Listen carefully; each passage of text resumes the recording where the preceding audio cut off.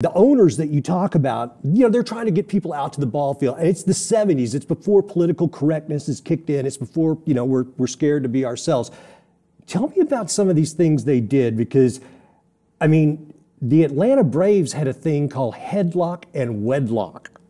This was in 1976. This was, you talk about these kind of insane promotions.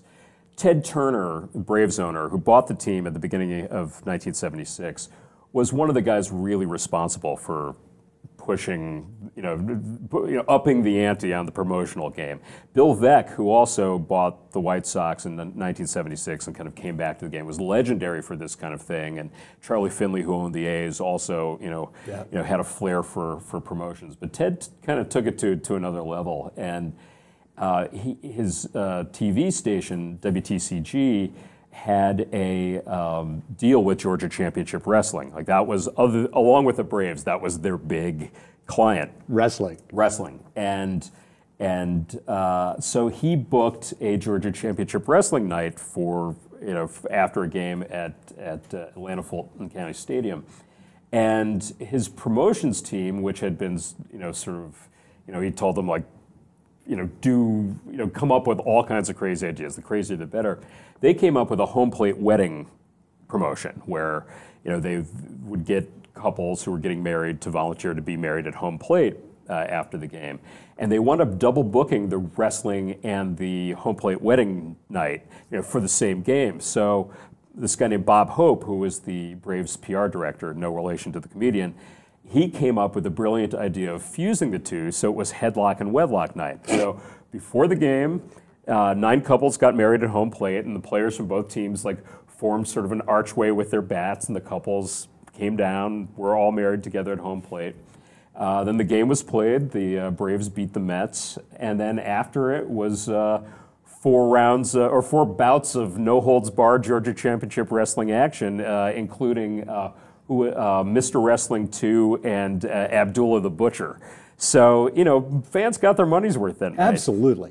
How glorious is that? I read, was it the Braves also who had the wet T-shirt night? They did in 1977. And I think they got something like 27,000 people out to the ballpark. And there were several rain delays during the game, but people hung in there because they wanted to check out the wet T-shirt contest. Right. So, I talk in Big Hair and Plastic Grass, I talk about, early in the 2000s, the Braves started having Faith Night where players would, come out and after the game and discuss their personal relationship with Jesus, and give me the wet T-shirt night any day of the week.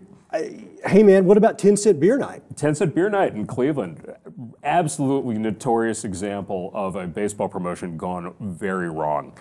The Indians were having a lot of trouble drawing people to their ballpark, which was this known as the Mistake on the Lake. It was this giant, cavernous, cold place, and the Indians were not a good team.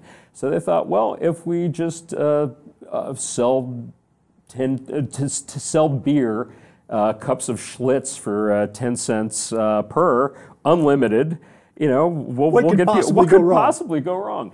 So, and actually, I think, a lot of people were also getting stoned in the crowd that night, which was a fairly common occurrence at Major League ball games in the 70s. You'd go, and there would inevitably be a huge waft of, cloud of smoke moving through your section.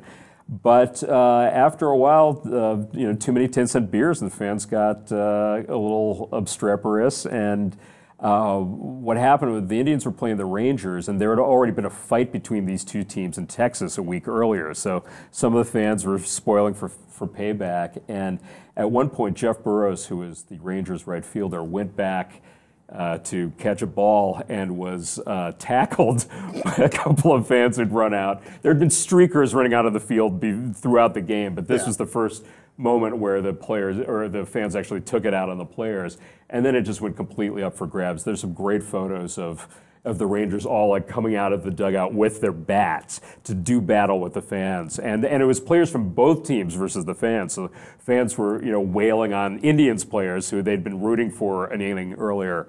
And actually the Indians had planned to do several more of these promotions throughout the season, but after this the commissioner put a stop to the idea.